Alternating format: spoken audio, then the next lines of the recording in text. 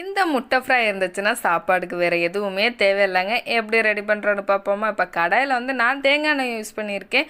நீங்கள் எந்த எண்ணெய் வேணுனாலும் யூஸ் பண்ணலாம். இப்போ கடுகு சீரகம் போட்டு தாளிச்சதுக்கப்புறம் ஒரு 5-6 பூண்டு பொடி பொடியாக நறுக்கி சேர்த்துக்கலாம். அதே மாதிரி ஒரு பெரிய வெங்காயம், கருவேப்பிலை, வரமிளகா போட்டு நல்லா கலர் சேஞ்ச் ஆகிற வரைக்கும் நல்லா வதக்கிக்கோங்க. இப்போ அதில் மிளகாப்பொடி, மல்லிப்பொடி, மஞ்சப்பொடி, கரம் மசாலா, பெப்பர் இது எல்லாத்தையும் சேர்த்து நல்லா கலந்து விட்டதுக்கப்புறம் ஒரு 3-4 டேபிள் ஸ்பூன் அளவுக்கு தண்ணி சேர்த்து அதையும் நல்லா மிக்ஸ் பண்ணி விட்டுக்கோங்க.